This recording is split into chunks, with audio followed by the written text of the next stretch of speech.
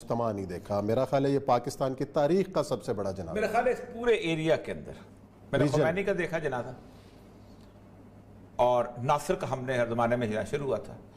یہ جنازہ پاکستان کی تاریخ کا، اس ایریا کی تاریخ کا شاید سب سے بڑا جنازہ ہے. بے شک. لوگ اکثر اوقات بعض دفعہ کہتے ہیں معیار حق کا ہے باطل ہے، وہ تو اپنی جگہ ہمارے لیے ہمارا دلوں کا مسئلہ ہے.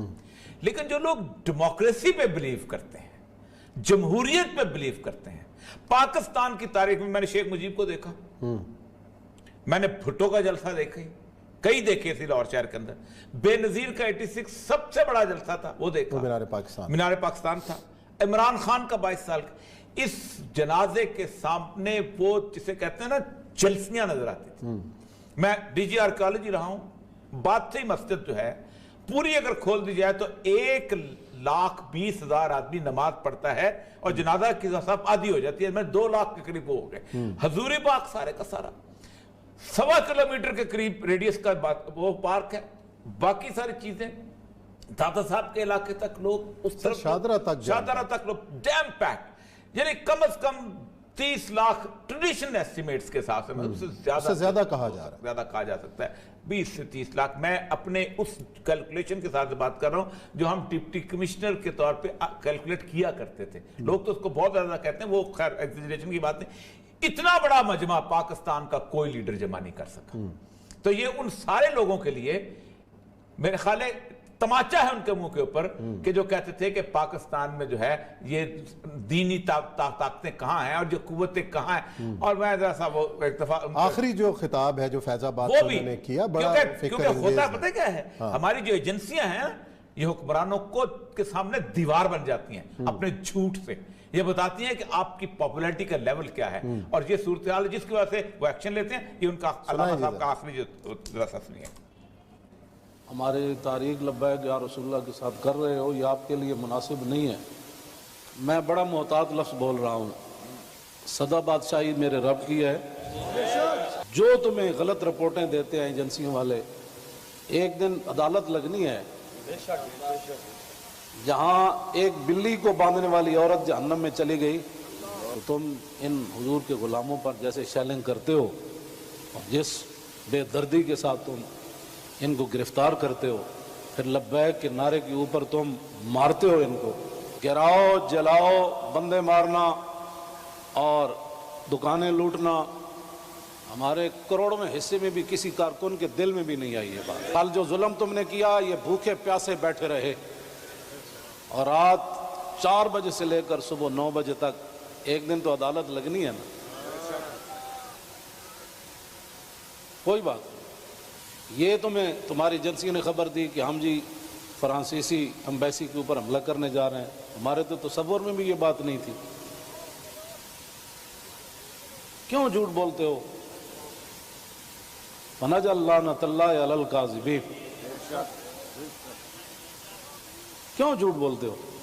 یہ چمکتے ہوئے چہرے، یہ سارے، یہ سادات، حافظ، قاری، آپ ان سے اگر پوچھ لیں جی آپ کا کیا مطلب ہے، کیوں جا رہے ہیں، ہم آپ کو بتا دیتے کیوں جا رہے ہیں. میں نے ادھر بھی وہی تقریر کی، کراچی میں بھی وہی کی. آپ کو کیا مسائل ہے ہم سے؟ وہ جو درد ہے نا وہ اصل بتائیں آپ کو. ہاں جی وہ بتائیں. جن کے تم کہنے پر مسجدوں میں جوتوں سمیت داخل ہوتے ہو، اور جن کے کہنے پر تم حفاظ اور قراء اور علماء اور سادات کو اور علماء نے رسول پر ظلم و ستم ڈالتے ہو، تو آپ کو پتہ ہے حضور نے کیا فرمایا؟ من آذا مسلمن فقد آذانی. حضور نے فرمایا جس نے کسی مسلمان کو دکھ دیا اس نے تو مجھے دکھ دیا. کوئی ہمارے مقاصد ایسے نہیں ہیں. آپ کو ایجنسیاں غلط رپورٹ دیتی ہیں، اور انشاءاللہ یہ قیامت والے دن انگلیاں بھی بول پڑیں گی. جو تم ہمارے خلاف جھوٹ لکھتے ہو نا کہ یہ منصوبے بنا رہے تھے، یہ دہشت گردی کرنا چاہتے تھے، ہمارے یہ مقاصد میں بات نہیں ہے. ہم تو اتنا چاہتے ہیں کہ بس سفیر نکال دو، بات ختم. ہم نے کیوں اس کو آگ لگانی ہے؟ لوگوں کے گھروں میں سیڑھیاں لگا کے داخل ہونا. ایک وہاں دروازہ توڑا گیا تو پورا میڈیا چیخا، جی یہ کیا ہو گیا، کیا ہو گیا. تو آپ کو پتہ ہے کتنے مسجدوں کے دروازے انہوں نے توڑے، کتنی مسجدوں میں جمعہ نہیں ہوا، کتنے اماموں کو اٹھا لیا گیا، کتنے خطیبوں کو اٹھا لیا گیا، اس جرم میں کہ لبیک کا نعرہ لگانا ہے. یہ تو لگنا ہے. جی آریہ صاحب، یہ ہے المیہ. اور یہ المیہ اتنا بڑا، آپ دیکھیں فضل الرحمان کا جلسہ ہوا ہے، ایک شیل نہیں ہوا. فضل الرحمان کا دھرنا ہوا ہے، ایک شیل نہیں ہوا. عمران خان کا 26 دن دھرنا ہوا ہے، کسی نے شیل نہیں پھینکے. ٹھیک، اس کے بعد تمام جتنے، کیا صرف لبیک یا رسول اللہ کہنے کے والوں کے اوپر تم لوگوں کو شیل ڈالنے؟ یہ ہے اس کی بات. اور یہ ساری پاکستان کے اندر آپ تو سوچ سکتے کوئی بڑا بیوروکریٹ ایسا نہیں جس نے مجھے اس دن سے فون نہیں کیا، جس دن سے یہ ہوگا کہ اوریہ صاحب ہم تو بے یار و مددگار ہیں، یہ اتنا بڑا ہجوم. یہ ہے وہ خوف. ان کو اندازہ نہیں اس خوف کا کہ یہ کیا. اور ممتاز قادری سے علامہ صاحب نے کام شروع کیا. ممتاز قادری کا جنازہ آگ لگا سکتا تھا پورے ملک کو. انہوں نے کنٹرول کیا. ایک گملہ نہیں ٹوٹا، ایک گملہ نہیں ٹوٹا. آگ لگا سکتا تھا وہ جنازہ، کیونکہ یہ وہ تو وہ شخصیت ہی اور تھی. غازی الدین کے بعد دوسرا بڑا جنازہ وہ بن رہا تھا وہاں کا. پورے پرامن واپس آ گئے. اس کے بعد پچھلا دھرنا جس وقت سے گئے ہیں، اور اس کے بعد جو اس کے اوپر جو کوئی شیلنگ ہوئی ہے وہ سب کچھ ہوا ہے. پھر یہ آخری دھرنا تو حیران کن. ایک سفیر کو آپ نے واپس بھیجنا ہے، کس لیے واپس بھیجنا ہے؟ آپ کو نہیں برا لگتا کہ رسول اللہ صلی اللہ علیہ وسلم کے اس پیرس شہر کے اندر جو ہیں وہ خاکے بن رہے ہیں؟ اور آپ انڈیا کا سفیر تو بلا لو، اس لیے کہ آپ کا پڑوس میں آپ کی جنگ چل رہی ہے، اس کو بھی حمایت کرتے بلاؤ. لیکن کیا رسول اللہ صلی اللہ علیہ وسلم کی عزت و ناموس انڈیا کے مسلمانوں سے کم ہے؟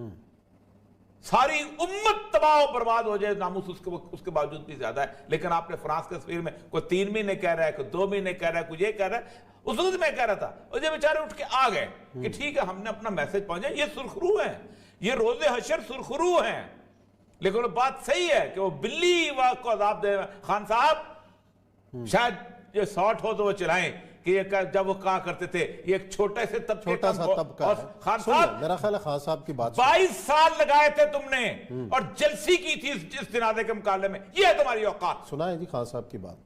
سپریم کورٹ کا فیصلہ آیا اور اس فیصلے کا جو ایک چھوٹے سے طبقے نے رد عمل دیا، جو یہ اپنی سیاست چمکانے کے لیے آپ کو اکسا رہے ہیں، آپ نے ان کی باتوں میں نہیں آنا. یہ کوئی اسلام کی خدمت نہیں کر رہا ہے، یہ صرف اپنی ووٹ بینک بڑھا رہے ہیں.